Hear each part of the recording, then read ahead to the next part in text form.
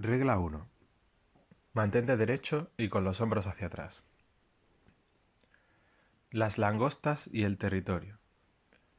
Si eres como casi todo el mundo, seguro que no sueles pensar en las langostas, a menos que te estés comiendo una.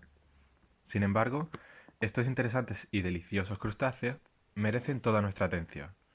Sus sistemas nerviosos resultan comparativamente simples, con neuronas, las células mágicas del cerebro, grandes y fácilmente observables. Es por eso que la ciencia ha conseguido trazar con gran exactitud el mapa de sus circuitos neuronales, lo que ha servido para comprender la estructura y la función del cerebro y el comportamiento de animales más complejos, incluido el ser humano. En efecto, las langostas tienen mucho más en común contigo de lo que piensas, sobre todo cuando te enfadas y tu cara está tan roja como una de ellas después de cocerla. Jaja. Las langostas viven en el fondo marino, necesitan contar con una base propia allí, un espacio en el que cazan sus presas y rastrean cualquier resto comestible que haya podido caer como consecuencia del continuo frenesí de masacres que tienen lugar arriba. Quieren un sitio seguro, donde la caza y la cosecha sean buenas, un hogar. Esto puede suponer un problema, ya que hay muchas langostas. ¿Qué pasa si dos de ellas ocupan al mismo tiempo el mismo territorio en lo más profundo del océano y las dos quieren vivir ahí? ¿Qué pasa si hay cientos de langostas que quieren establecer y criar a una familia precisamente en la misma parcela abarrotada de arena y desechos? Otras criaturas tienen el mismo problema. Por ejemplo, cuando los pájaros cantores migran hacia el norte en primavera, se enfrascan en feroces luchas territoriales. Sus cantos, que tan pacíficos y hermosos resultan al oído humano, son en realidad señales de alarma y gritos de dominación. Un pajarito con grandes aptitudes musicales no es sino un pequeño guerrero que proclama su soberanía. Es el caso del chochín común, un diminuto y enérgico pájaro cantor insectívoro común en Norteamérica. Cuando llega a un lugar, busca un sitio protegido para construir un nido, a resguardo del viento y la lluvia. Quiere poder encontrar comida en las cercanías y que el emplazamiento resulte atractivo a sus posibles parejas. También quiere convencer a otros pájaros que quieran competir por ese espacio de que es mejor que no se acerquen. Los pájaros y el territorio. Cuando tenía 10 años, mi padre y yo construimos una casita para una familia de chochines. Parecía un viejo vagón de caravanas y tenía una entrada frontal del tamaño de una moneda, lo que hacía de ella una buena casa para los chochines, que son diminutos, pero no tan buena para otro tipo de pájaros que no podrían entrar. Mi vecina, una anciana, también tenía una casa para pájaros que le habíamos construido justo por aquel entonces con una vieja bota de goma. Esta otra tenía una entrada lo suficientemente amplia como para que entrara un pájaro del tamaño de un petirrojo, y la señora esperaba con impaciencia el día en que estuviera habitada. Un chochín no tardó en descubrir nuestra casa y se instaló. A lo largo de las primeras semanas de la primavera, podíamos escucharlo trinar de forma sostenida, repitiendo su canto una y otra vez.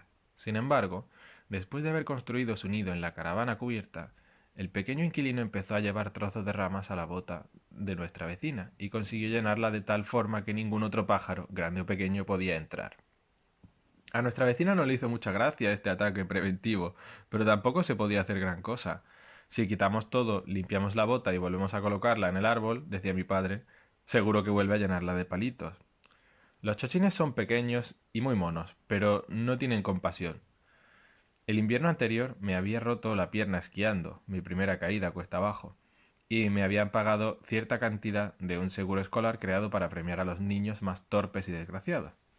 Con ese dinero me compré una grabadora de casetes, que para la época era un prodigio de tecnología punta. Mi padre me sugirió que saliera del jardín, grabara el canto del chochín y que luego lo reprodujera a ver qué pasaba. Así que salí bajo el brillante sol de primavera y grabé unos cuantos minutos al chochín mientras escenificaba musicalmente su furiosa reivindicación territorial. Después le hice escuchar su propio canto. Entonces ese pajarito, que es como la tercera parte de un gorrión, se lanzó en picado sobre mí y mi casete, abalanzándose una y otra vez a escasos milímetros del altavoz. Fue algo que veríamos muy a menudo, incluso sin la grabadora. Si un pájaro más grande se atrevía a posarse y descansar en cualquiera de los árboles que quedaban cerca de la casita, muy probablemente acabaría desalojado por un pequeño kamikaze. Ahora bien, Las langostas y los chochines son muy diferentes. Las langostas no vuelan, ni cantan, ni se posan en los árboles. Los chochines tienen plumas, no caparazones rígidos. Los chochines no pueden respirar debajo del agua y no se suelen servir con un poco de mantequilla. Sin embargo, también comparten aspectos importantes. Por ejemplo, ambos están obsesionados con el estatus y la posición, como muchas otras criaturas. El zoólogo y psicólogo comparativo noruego Thorleif Schjerump, lo siento, lo he leído mal, observó en 1921 que hasta los más comunes pollos de corral establecen un orden a la hora de picotear la comida. Determinar quién es quién en el mundo del pollo tiene importantes implicaciones para la supervivencia de cada uno de ellos, sobre todo en tiempos de carestía. Los pájaros que gozan de la prioridad para acceder a cualquier comida que se eche son las estrellas del corral. Después vienen los segundones, los secuaces parásitos y los imitadores. Por último, les toca a los pollos de tercera fila, y así hasta que llega el turno de los pobres zarrapastrosos, medio desplumados y picoteados por los otros, que ocupan el estrato más bajo, los intocables de la jerarquía aviar. Los pollos, como en las afueras de las grandes ciudades, viven de forma comunal.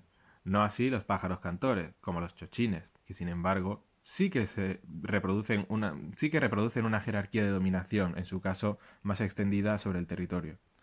Los pájaros más astutos, fuertes, sanos y afortunados ocupan el mejor terreno y lo defienden. Por eso son los que tienen mayores probabilidades de atraer a las mejores parejas y de engendrar crías que sobrevivan y prosperen. La protección contra el viento, la lluvia y los depredadores, así como el fácil acceso a la mejor comida, dan lugar a una existencia menos estresante. El territorio cuenta y hay poca diferencia entre los derechos territoriales y el estatus social. Es a menudo una cuestión de vida o muerte. Si una enfermedad aviar se propaga por una comunidad de pájaros cantores bien estratificada, serán los especímenes menos dominantes y más sometidos a presión, esto es, aquellos que ocupan los peldaños inferiores del mundo de las aves, los que tengan más probabilidades de caer enfermos y morir. Es lo mismo que sucede en las comunidades humanas, cuando los virus como la gripe aviar se expanden por el planeta. Los pobres y vulnerables siempre son los primeros en morir, y en mayores cantidades. Son también mucho más propensos a contraer enfermedades no contagiosas como el cáncer, la diabetes o las cardiopatías. Cuando la aristocracia se resfría, como suele decirse, las clases trabajadoras mueren de neumonía. Como el territorio cuenta, y como los mejores sitios siempre son escasos, su búsqueda es una fuente de conflictos en el mundo animal. El conflicto, por su parte, produce otro problema. ¿Cómo ganar o perder sin que las partes en discordia asuman un coste demasiado elevado? Esta cuestión resulta de particular importancia. Imagina que dos pájaros se lanzan a una riña a causa de una zona particularmente deseable para anidar. La interacción puede degenerar con gran facilidad en un combate físico abierto. En tales circunstancias, uno de los pájaros, por lo general el más grande, terminará ganando, pero incluso éste puede acabar herido.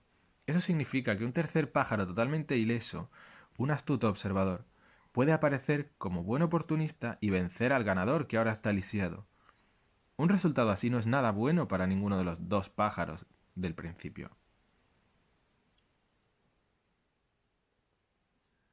El conflicto y el territorio. A lo largo de milenios, los animales que tienen que cohabitar con otros en los mismos territorios han ido aprendiendo numerosos ardides para conseguir dominar y al mismo tiempo exponerse lo mínimo posible a cualquier daño. Un lobo derrotado, por ejemplo, se tumba boca arriba exponiendo su garganta al vencedor, que no se dignará a seccionarla. Puede que este lobo, ahora victorioso, precise en el futuro a un compañero de caza, incluso uno tan patético como el enemigo que ahora yace a sus pies. Los dragones barbudos, unos lagartos particularmente sociables, mueven sus patas delanteras en círculos, con delicadeza, para indicarle a otro individuo su deseo de mantener una armonía social.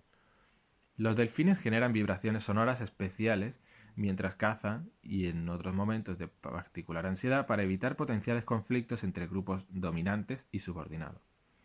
Los comportamientos de esta naturaleza son por tanto endémicos en la comunidad de los seres vivos. Las langostas, con sus idas y venidas rastreando el fondo submarino, no son ninguna excepción. Si cazas una docena y las transportas a una ubicación diferente, podrás observar los rituales y técnicas que llevan a cabo para formar su estatus. Cada langosta empezará por explorar el nuevo territorio, en parte para ir tomando nota de sus detalles y en parte para encontrar un buen refugio. Las langostas tienen una gran capacidad para asimilar información sobre los lugares donde viven y recordarla. Si astutas a si asustas a una cuando está cerca de su nido, volverá en un santiamén para esconderse. Sin embargo, si haces lo mismo cuando se encuentra a cierta distancia, saldrá inmediatamente disparada al refugio más cercano, que previamente habrá identificado y que recordará a la perfección. Una langosta necesita contar con un escondite seguro para descansar, lejos de los depredadores y de las fuerzas de la naturaleza. Por añadidura, las langostas mudan de caparazón cuando crecen, lo que significa que durante determinados periodos de tiempo son blandas y vulnerables. Una madriguera debajo de una roca es un buen hogar para una langosta, sobre todo si a su alrededor se encuentran conchas y otros detritus que puedan arrastrarse para cubrir la entrada una vez que el crustáceo se ha puesto cómodo en el interior. No obstante, puede que solo haya un número muy restringido de refugios o escondites de primera clase en cada nuevo territorio. Son escasos y valiosos, así que las restantes langostas siguen explorando en su búsqueda. De modo que es bastante frecuente que una langosta tope con otra cuando está explorando y, como ha demostrado algunos investigadores, incluso un ejemplar criado en aislamiento sabe qué hacer cuando esta situación se presenta. Lo cierto es que el crustáceo cuenta en su sistema nervioso con complejas conductas de defensa y agresión. Empieza a moverse en círculos como un boxeador, abriendo y cerrando sus pinzas, dando pasos hacia adelante y atrás y a los lados que reproducen los de su oponente mientras agita una y otra vez las pinzas abiertas. Al mismo tiempo, utiliza unos propulsores especiales que tiene bajo los ojos para disparar a su rival chorros de líquido. Este contiene una mezcla de sustancias químicas que informan a la otra langosta de su tamaño, sexo, condición física y su disposición en ese momento. En ocasiones, a una langosta le basta con ver el tamaño de la pinza para entender que su oponente la supera en talla y en ese caso se retirará sin pelear. La información química intercambiada mediante este líquido puede conseguir el mismo efecto y convencer a un individuo en peor estado físico o menos agresivo de que desista.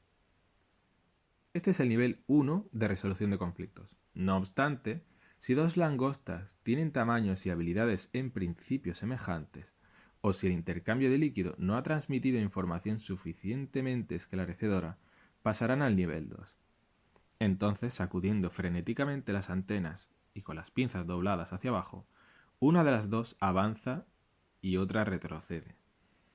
A continuación, la otra avanza y la primera retrocede.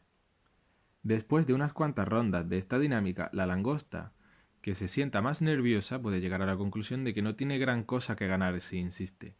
En este caso, retirará la cola instintivamente, huirá hacia atrás hasta desaparecer y seguirá buscando por otro lado. No obstante, si ninguna se inmuta, pasarán al nivel 3, que sí supone un verdadero combate. Las langostas, que a estas alturas están rabiosas, se lanzan agresivamente a la pelea con las pinzas extendidas. Cada una intenta volcar a la otra boca arriba. Cuando una lo consigue, la otra entiende que su rival está en condiciones de causarle verdadero daño.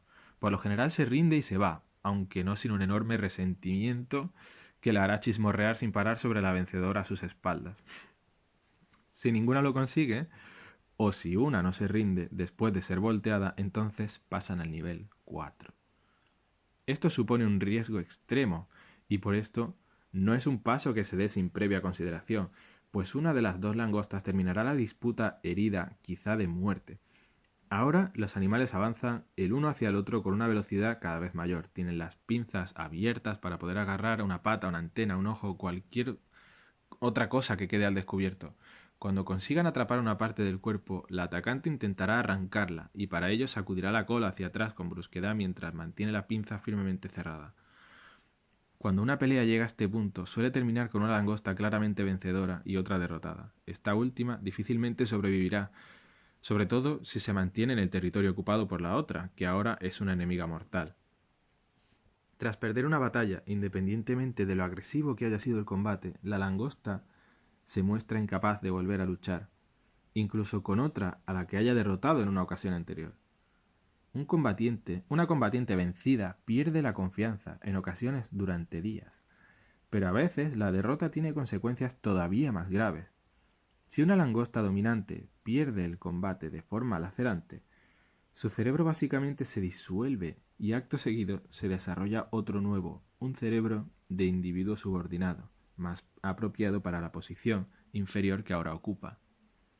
En efecto, su cerebro original no es lo suficientemente complejo para gestionar la transformación de monarca en último mono sin desintegrarse por completo y volver a desarrollarse.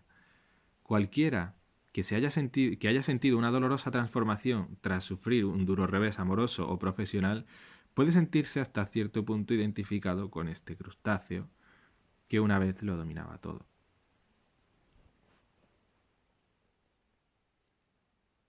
La neuroquímica de la derrota y la victoria.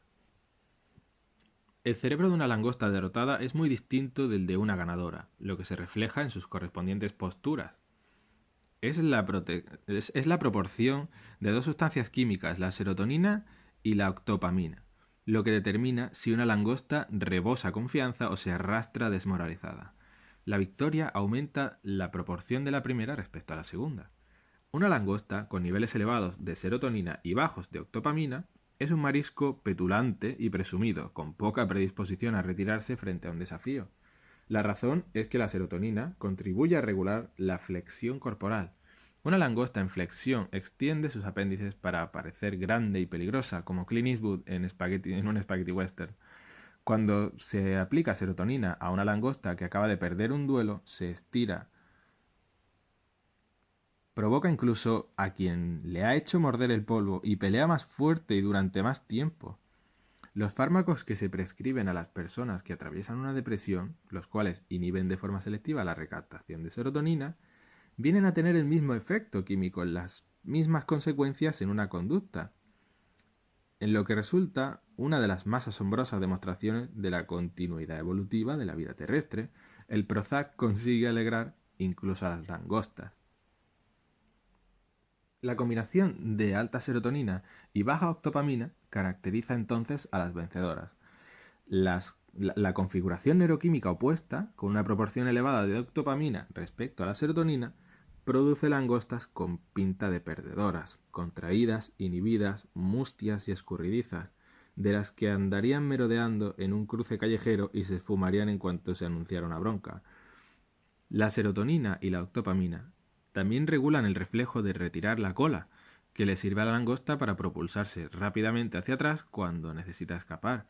Se requiere un menor nivel de provocación para obtener esa reacción en una langosta derrotada, algo similar a la reacción de alarma que se da en soldados o niños maltratados con estrés postraumático.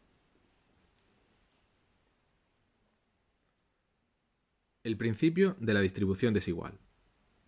Cuando una langosta derrotada recupera la moral y se atreve a volver a pelear, sus probabilidades de perder son mayores de lo que cabría esperar teniendo en cuenta su historial de batallas acumuladas.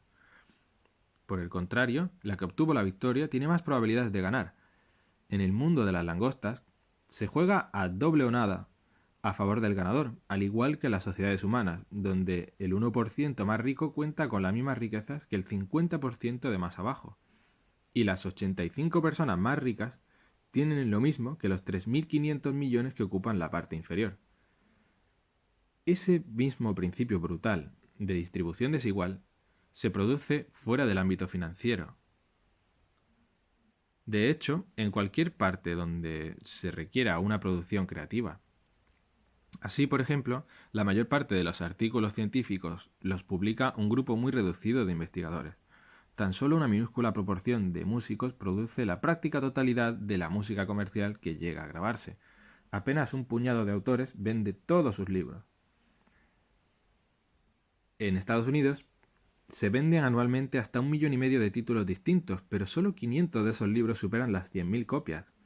Del mismo modo, solo 4 compositores clásicos Bach, Beethoven, Mozart y Tchaikovsky escribieron casi toda la música que hoy tocan las orquestas modernas. Por su parte, Bach fue un autor tan prolífico que harían falta décadas de trabajo tan solo para copiar a mano todas sus partituras, si bien solo una pequeña proporción de tan prodigiosa producción se interpreta habitualmente. Algo similar ocurre con la producción de los otros tres miembros del equipo, de los compositores acaparadores. Solo una parte minúscula de su legado se sigue ejecutando. Así pues, una pequeña parte de la música compuesta por una pequeña parte de todos los compositores clásicos de toda la historia viene a constituir la práctica totalidad de la música clásica que el mundo conoce y aprecia. A este principio se le suele llamar la ley de Price, en honor a Derek J. de Soya Price, el investigador que descubrió su aplicación científica en 1963. Puede representarse con un diagrama con forma aproximada de L, con el número de personas en el eje vertical y la productividad o los recursos en el eje horizontal.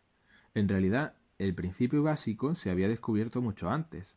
El polímata italiano Vilfredo Pareto, 1848-1923, advirtió su aplicabilidad a la atribución de la riqueza a principios del siglo XX, una posibilidad que parece funcionar de forma apropiada para cualquier sociedad posible, al margen de su forma de gobierno. Se aplica también a la población de ciudades, tan solo unas cuantas concentran a casi todos los habitantes del mundo. La masa de los cuerpos celestes, unos pocos la acaparan, y la frecuencia de palabras de una lengua. El 90% de la comunicación se produce utilizando solo 500 palabras, entre otras muchas cosas. También se lo conoce en ocasiones como el principio de Mateo, Mateo 25-29, en alusión a la que quizás sea la máxima más contundente de las atribuidas a Jesucristo. Porque al que tiene, se le dará y le sobrará, pero al que no tiene, se le quitará hasta lo que tiene. Sabes que eres el Hijo de Dios cuando tus máximas afectan incluso a los crustáceos. Volviendo a nuestro irascible marisco, a las langostas no les hace falta tantearse mucho para saber con quién pueden meterse y a quién es mejor evitar. Y una vez que lo saben, la jerarquía resultante es extremadamente estable. Todo lo que la vencedora tiene que hacer después de ganar es sacudir sus antenas amenazantemente y la antigua rival se esfumará, dejando tras de sí una nube de arena. La langosta debilitada no se rebelará, aceptará su estatus inferior y mantendrá las patas pegadas al cuerpo. Por el contrario, la langosta que ocupa la posición superior, por lo que cuenta con el mejor refugio y puede descansar plácidamente tras una buena comida, se jactará de su dominación sobre el territorio, sacando las langostas subordinadas de sus refugios durante la noche tan solo para recordarles quién es la que manda.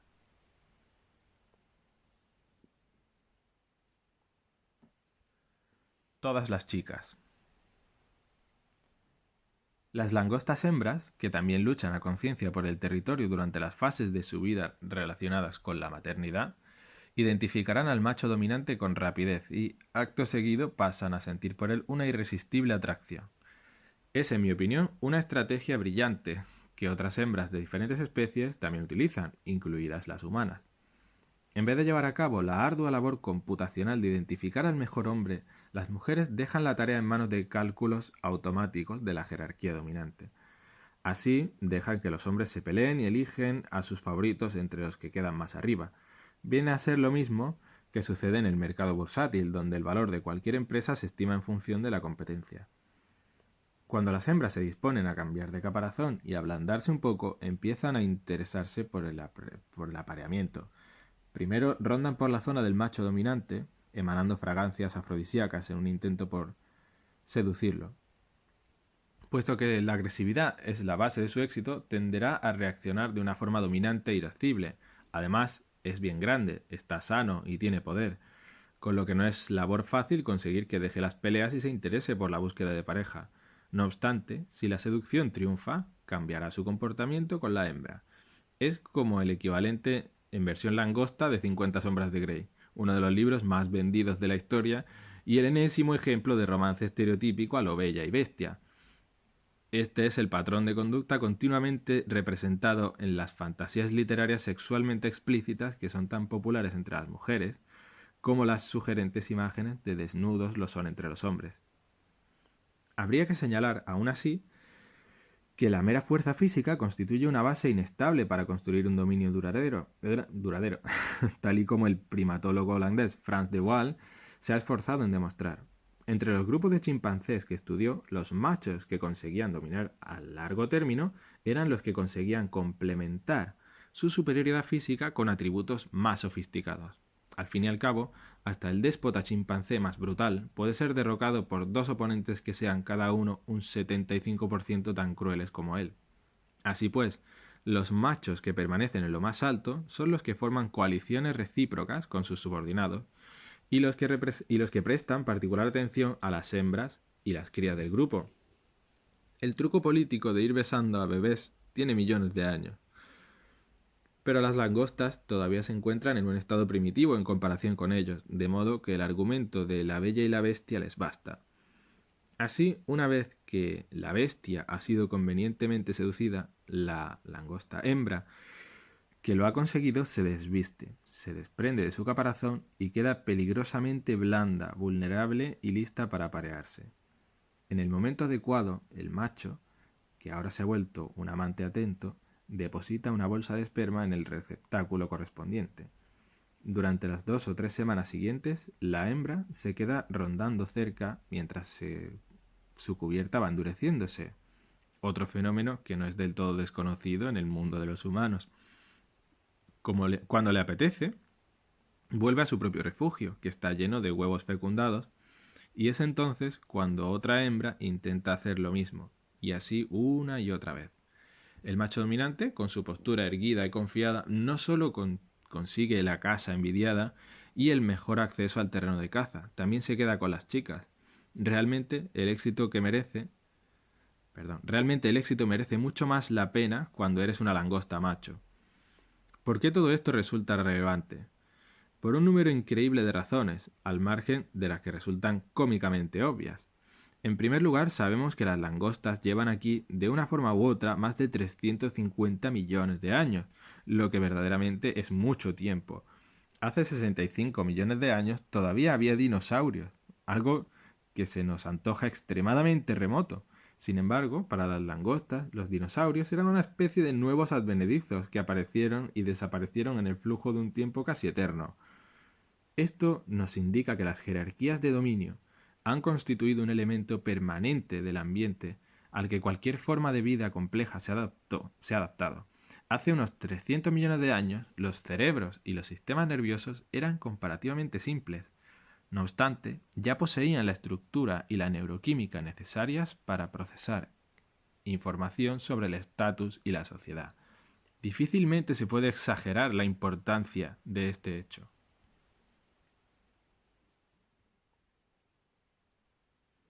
La naturaleza de la naturaleza. En biología, decir que la evolución es conservadora resulta una perogrullada. Pero, vamos, cuando algo evoluciona, tiene que partir de aquello que la naturaleza ya ha producido. Puede que se añadan nuevos elementos y algunos de los antiguos quizás sufran alguna alteración, pero la mayor parte de las cosas se quedan igual. Es por ello que las alas de los murciélagos, las manos de los seres humanos y las aletas de las ballenas resultan extraordinariamente similares en su forma esquelética. Tienen incluso el mismo número de huesos, y es que la evolución estableció las bases de la fisiología hace mucho tiempo. Así, la evolución funciona en gran medida mediante la variación y la selección natural. La variación existe por muchos motivos, como la mezcla de genes, por decirlo de forma simple, o la mutuación aleatoria, y es por esa variación que los individuos de una misma especie son diferentes. La naturaleza los va eligiendo a lo largo del tiempo. Esta teoría, como se ha señalado, parece explicar la continua alteración de las formas de vida a lo largo de eones. Pero hay una cuestión adicional menos evidente. ¿De qué naturaleza se habla cuando se habla de selección natural? ¿Cuál es exactamente el ambiente al cual se adaptan los animales? Asumimos muchas cosas acerca de la naturaleza. lo que tiene sus consecuencias. Mark Twain dijo en una ocasión: lo que nos mete en problemas no es lo que sabemos, sino lo que creemos que sabemos, pero no sabemos. Para empezar, es fácil dar por sentado que la naturaleza posee una naturaleza propia, algo estático, pero no es el caso, o al menos no en un sentido simple. Es estática y dinámica al mismo tiempo. El propio ambiente, la naturaleza que elige, se transforma. El conocido símbolo del yin y el yang de los taoístas lo plasma a la perfección. El ser de los taoístas, la propia realidad, se compone de dos principios opuestos, a veces traducidos como el femenino y el masculino, o más exactamente, la hembra y el macho. Sin embargo, el yin y el yang se interpretan de forma más exacta como el caos y el orden. El símbolo taoísta es un círculo que rodea a dos serpientes de la cabeza a la cola. La serpiente negra, el caos, tiene un punto blanco en la cabeza, mientras que la serpiente blanca, el orden, tiene un punto negro en la suya. Eso se debe a que el caos y el orden son intercambiables y al mismo tiempo eternamente yuxtapuestos. No hay nada tan absolutamente cierto que no pueda variar. Incluso el Sol tiene ciclos de inestabilidad. De la misma forma, no hay nada tan susceptible al cambio que no pueda estabilizarse. Toda revolución engendra un nuevo orden y toda muerte es al mismo tiempo una metamorfosis. De este modo, considerar la naturaleza como algo puramente estático conduce a importantes errores de comprensión. La naturaleza selecciona. La idea de selección contiene implícitamente la de idoneidad, y es la idoneidad lo que selecciona. La idoneidad, por decirlo de alguna forma, es la probabilidad de que un organismo determinado engendre descendencia, perpetuando así sus genes. Lo idóneo de la idoneidad es, pues, la correspondencia que se establece entre los atributos del organismo y lo que exige el ambiente. Si se conceptualiza esa exigencia como algo estático, es decir, si se considera la naturaleza como algo eterno e inmutable, entonces la evolución resulta ser una serie interminable de mejoras lineales y la idoneidad algo a lo que los seres vivos van acercándose gradualmente a través de las épocas. La aún poderosa idea victoriana del progreso evolutivo, que tiene al ser humano en su cúspide, es una consecuencia parcial de este modelo de naturaleza. Genera la noción errónea de que la selección natural tiene un destino, una idoneidad cada vez mayor respecto al ambiente, y que se puede concebir como un punto fijo. Pero la naturaleza, el agente que elige, no es un elector estático, no en un sentido simple. La naturaleza se viste de forma diferente para cada ocasión y varía como una partitura musical, algo que en parte explica la honda capacidad para transmitir significado que posee la música. A medida que el ambiente que acoge a una especie se transforma y cambia, los atributos que hacen que un individuo consiga sobrevivir y reproducirse también se transforman y cambian. Así pues, la teoría de la selección natural no postula que las criaturas vayan adaptándose de forma cada vez más precisa a un patrón especificado por el mundo. Más bien, las criaturas mantienen un baile con la naturaleza, aunque es, eso sí, uno mortal. En mi reino, dice la reina de corazones en Alicia a través del espejo, necesitas correr con todas tus fuerzas si pretendes permanecer en el mismo lugar. Nadie triunfa quedándose quieto, por muy bien pertrechado que esté. La naturaleza tampoco es simplemente dinámica. Algunos de sus elementos cambian rápido, pero se encuentran inmersos en otras estructuras que se transforman con más lentitud, algo que también suele suceder con la música. Las hojas cambian más rápido que los árboles más rápido que los bosques, y el tiempo cambia más rápido que el clima. Si no fuera así, la moderación evolutiva no funcionaría, puesto que la morfología básica de los brazos y las manos tendría que cambiar tan rápido como el tamaño de los huesos o la función de los dedos. Es el caos dentro de un orden, a su vez dentro de otro caos que se encuentra inscrito en un orden superior. El orden que resulta más real es el que cambia menos, pero no necesariamente el que se ve con mayor facilidad. Cuando el observador se fija en la hoja, pierde la perspectiva del árbol y cuando repara en este, deja de percibir el bosque. Así, algunas de las cosas que resultan más reales, como la sempiterna jerarquía de dominación, no pueden verse de alguna forma. También es un error conceptualizar la naturaleza de forma romántica. Los urbanitas ricos y modernos, sumidos en su universo de cemento abrasador, recrean el ambiente natural como algo inmaculado y paradisiaco, como un paisaje del impresionismo francés. El activismo ecologista, aún más idealista en sus planteamientos, concibe la naturaleza como algo perfecto y armónicamente equilibrado, exento de las perturbaciones y depredaciones propias de la humanidad. Lamentablemente, el ambiente también lo componen la elefantiasis o la lombriz de Guinea, mejor no hablar de ella, los mosquitos anófeles y la malaria, las sequías mortíferas, el SIDA y la peste negra. No fantaseamos sobre la belleza de esos aspectos de la naturaleza, aunque son igual de reales que los elementos asociados a nuestra visión del Edén. De hecho, es precisamente a causa de la existencia de estas cosas que intentamos cambiar lo que nos rodea, proteger a nuestros hijos, construir ciudades y sistemas de transporte, cultivar comida y generar electricidad. Si la madre naturaleza no se mostrara tan dedicada a acabar con nosotros, nos resultaría mucho más fácil vivir en total armonía con lo que dispone. Y esto nos conduce al tercer concepto erróneo, que la naturaleza es algo completamente segregado de los constructos culturales que han surgido de ella.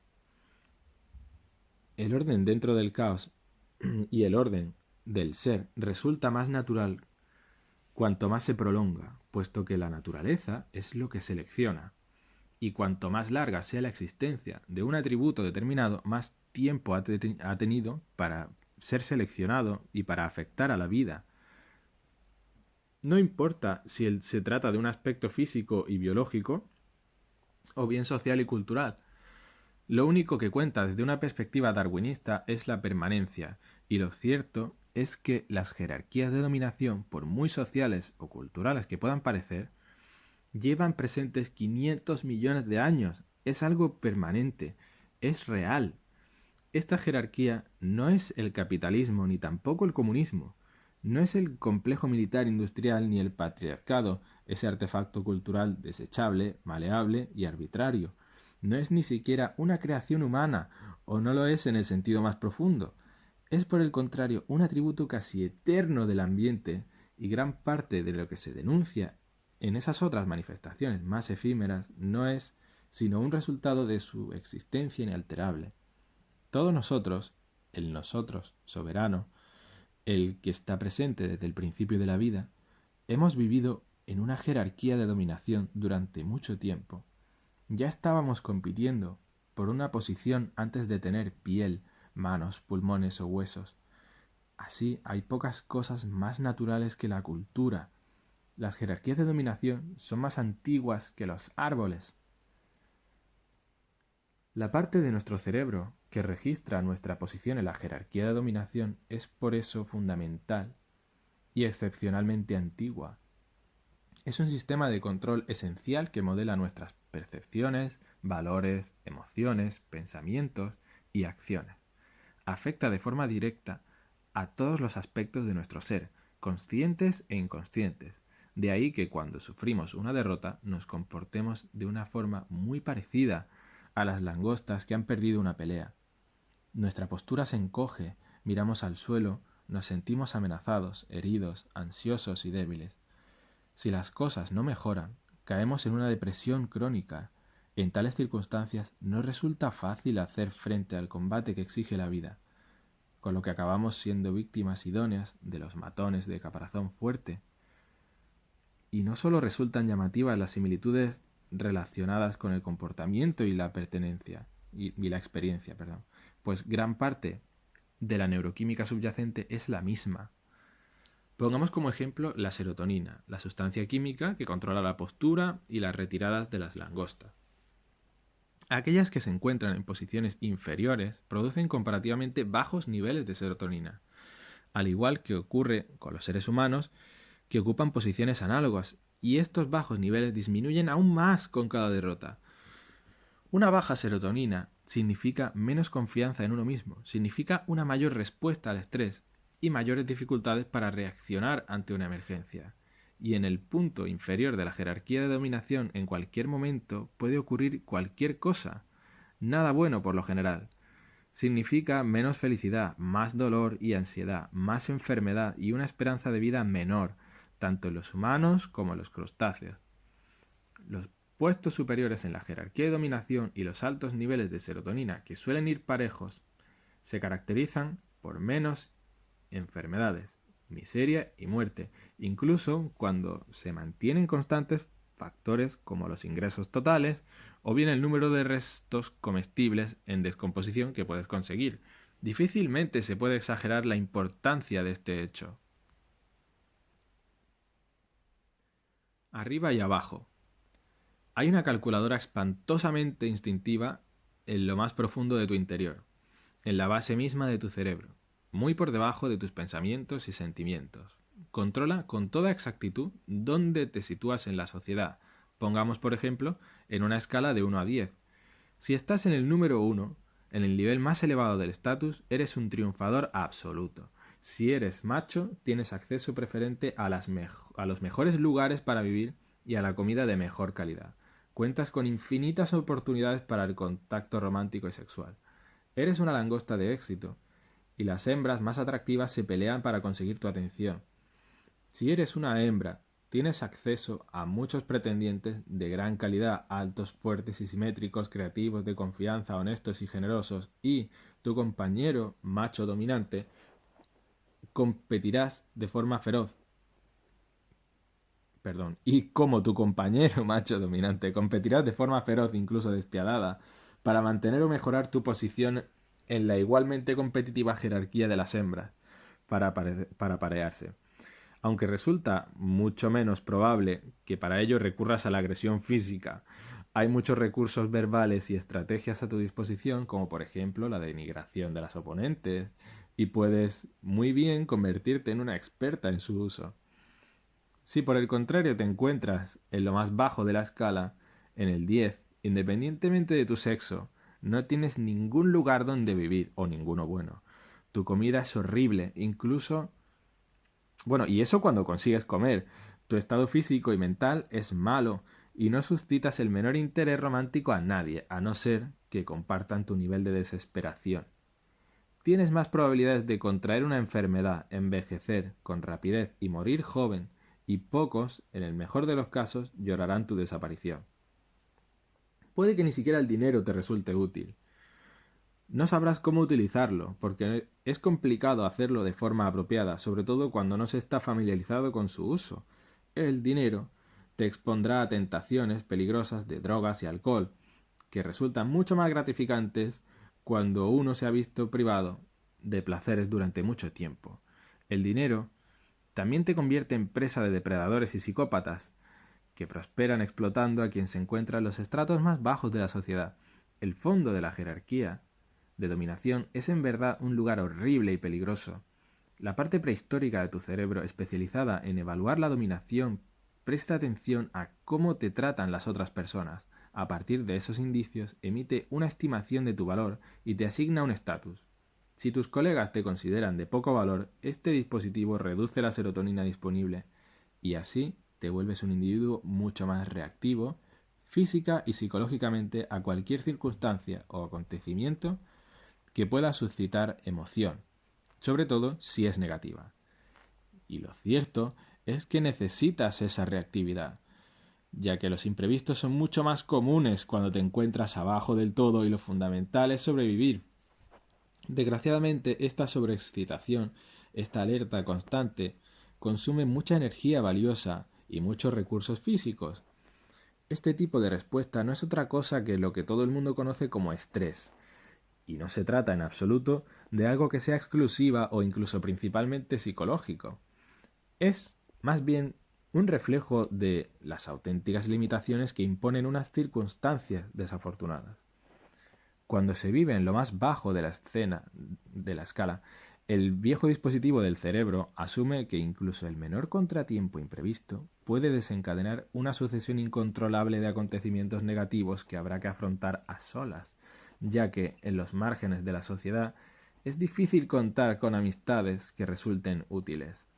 Así pues, físicamente tendrás que sacrificar una y otra vez lo que en otras circunstancias podrías reservar para el futuro. En cambio, lo invertirás en un estado de alarma y en la posibilidad de reaccionar de forma inmediata en el presente. Cuando no sabes qué hacer, hay que estar preparado para cualquier cosa, por si acaso. Es como sentarse en el coche y pisar con toda la fuerza al mismo tiempo el acelerador y el freno. Si algo así se lleva demasiado lejos, todo se viene abajo. El viejo dispositivo incluso cerrará tu sistema inmunitario, agotando ahora mismo en las crisis actuales toda la energía y los recursos necesarios para tu salud futura. Algo así hace que una persona sea impulsiva, de modo que te abalanzarás sobre cualquier oportunidad pasajera que surja de emparejarte o cualquier posible fuente de placer, por mucho que resulte mediocre, lamentable o ilegal. Será mucho más probable que vivas en el filo de la navaja cada vez que se intuya alguna oportunidad de gozar. Las exigencias físicas de esa alerta permanente te desgastarán en todos los sentidos posibles. Y si por el contrario disfrutas de un estatus elevado, los mecanismos fríos y antidiluvianos del dispositivo entienden que te encuentras en un nicho estable, productivo y seguro, y cuentas con un sólido respaldo social. Considera así que no resulta muy probable que algo te pueda perjudicar e incluso lo descarta.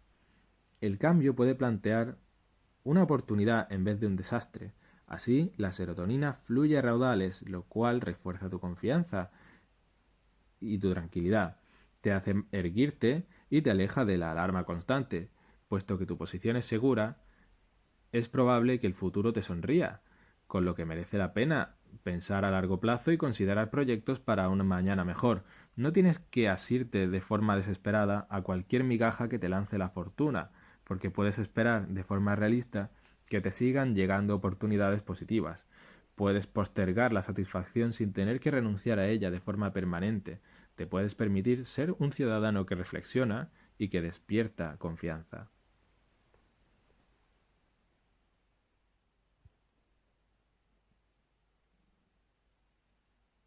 Error.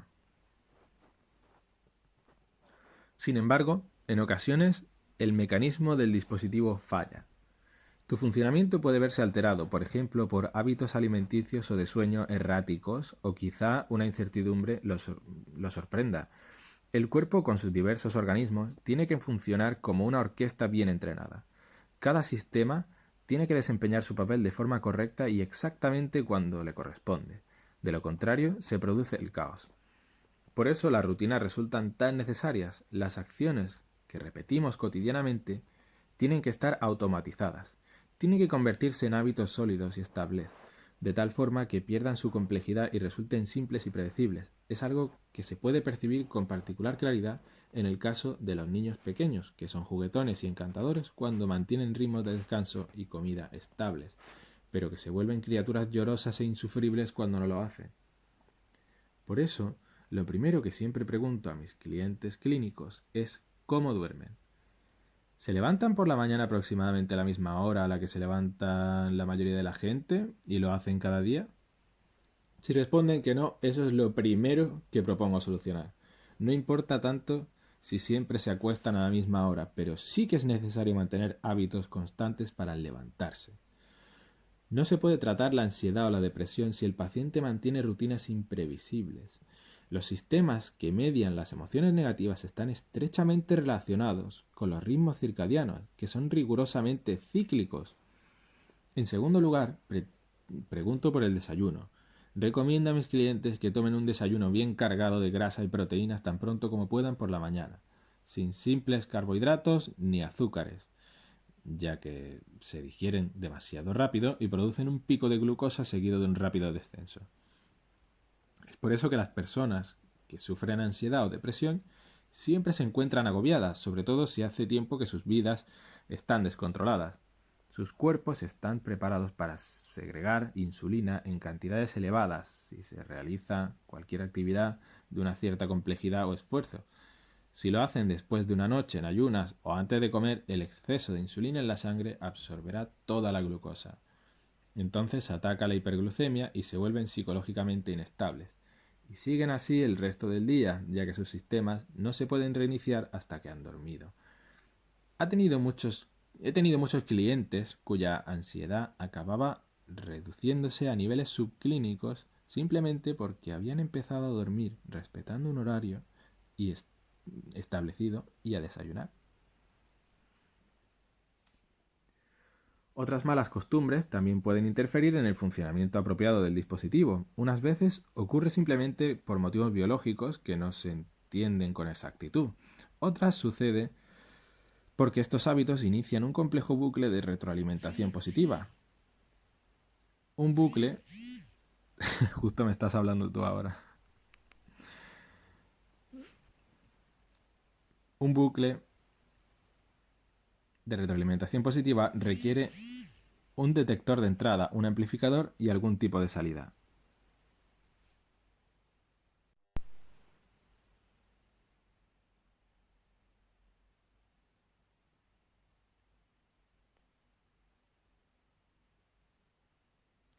Imagina una señal recibida por el detector de entrada, amplificada y después emitida mucho más fuerte. Hasta ahora todo bien. Los problemas se presentan cuando el detector de entrada también recibe la emisión producida y la vuelve a introducir en el sistema, amplificándola y emitiéndola de nuevo. Tras unas cuantas rondas de intensificación, las cosas se descontrolan de forma peligrosa. Casi todos hemos tenido que soportar el ensordecedor chillido generado por un bucle durante un concierto cuando el sistema de sonido se pone a chirriar. El micrófono envía una señal a los altavoces que la emiten. El micrófono puede captar dicha señal y hacer que el sistema vuelva a procesarla si el sonido está demasiado alto o si se encuentra muy cerca de los altavoces. Rápidamente, el sonido se amplifica hasta niveles insoportables suficientes para destruir los altavoces y continúa. El mismo bucle destructivo sucede en la vida de las personas. En la mayoría de los casos lo catalogamos como enfermedad mental cuando sucede, incluso si no ocurre exclusivamente o incluso para nada en la mente de las personas.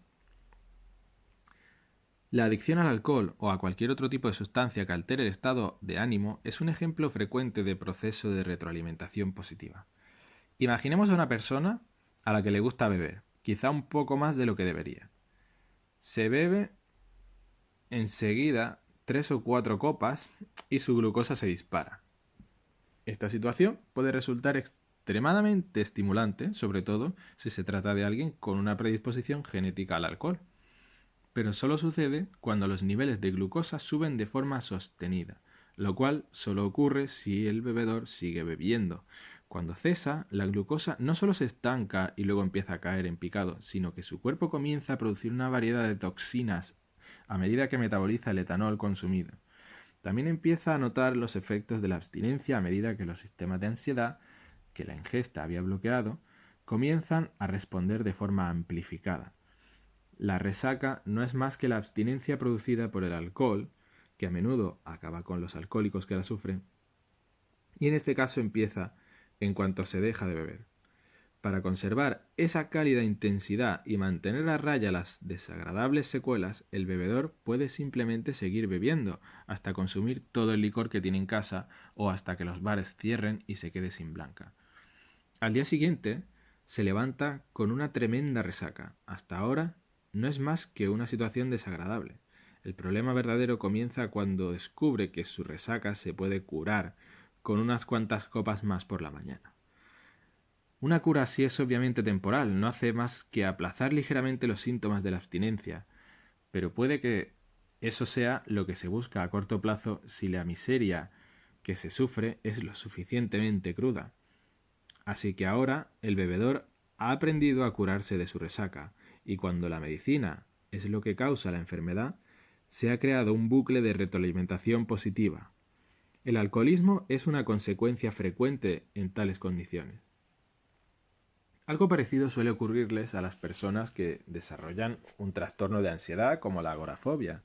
Quienes la padecen pueden llegar a sufrir tal angustia a causa del miedo hasta el punto de no volver a salir de casa. La agorafobia es la consecuencia de un bucle de retroalimentación positiva. A menudo, el primer capítulo que desencadena el trastorno es un ataque de pánico. El paciente suele ser una mujer de mediana edad que ha sido demasiado dependiente de otras personas. Quizá pasó de estar excesivamente protegida por su padre a una relación con un novio o marido mayor y considerablemente dominante, con lo que tuvo poco o ningún margen para vivir cierta independencia. En las semanas previas al desarrollo de la agorafobia, a la mujer en cuestión le suele ocurrir algo inesperado y anómalo. Puede ser algo fisiológico, como palpitaciones en el corazón, que son comunes en estos casos y que resultan más probables durante la menopausia, cuando los procesos hormonales que regulan la experiencia psicológica de una mujer fluctúan de forma impredecible. Cualquier alteración perceptible de la frecuencia cardíaca puede hacer pensar tanto en un infarto como en todo el vergonzoso repertorio de angustias y sufrimientos vinculados con una convalecencia, ya que la muerte y la humillación social suelen constituir los temores más comunes. El suceso inesperado puede ser también un conflicto conyugal, la muerte de la pareja, o el divorcio o hospitalización de alguien cercano. Así pues, un acontecimiento real. Es un acontecimiento real lo que suele precipitar esta intensificación del miedo a la muerte y al juicio social. Tras la conmoción, puede que esta mujer salga de casa y se dirija a un centro comercial. Hay mucha gente y resulta complicado aparcar, lo que supone una tensión añadida. Los pensamientos acerca de su vulnerabilidad que la rondan tras la reciente experiencia desagradable resurgen con fuerza y desencadenan ansiedad. Su frecuencia cardíaca aumenta y empieza a respirar de forma rápida y superficial. Siente cómo sus latidos se aceleran y comienza a preguntarse si está sufriendo un infarto. Este pensamiento genera todavía más ansiedad, así que respira de forma más entrecortada, lo que aumenta su nivel de dióxido de carbono en sangre. Su ritmo cardíaco vuelve a acelerarse a causa del miedo creciente. Se da cuenta y su ritmo cardíaco aumenta de nuevo. Y ¡pum! Aquí está el bucle de retroalimentación positiva. Enseguida, la ansiedad se transforma en pánico, sentimiento que regula un sistema cerebral diferente, que está diseñado para las amenazas más serias y que puede activarse por un exceso de miedo. Entonces la mujer se ve superada por sus síntomas y se dirige a urgencias, donde tras una espera llena de angustia se le examina la función cardíaca. No hay nada fuera de lo normal, pero ella no se queda más tranquila. Aunque todavía hace falta otro bucle de retroalimentación positiva para transformar esa desagradable experiencia en una verdadera agorafobia. La siguiente vez que tiene que ir al centro comercial siente angustia recordando lo que ocurrió en su anterior visita. Pero va de todas formas. En el camino, siente su corazón latir y así se desata otro ciclo de ansiedad y preocupación. Para anticiparse al pánico, evita el agobio del centro comercial y vuelve a casa.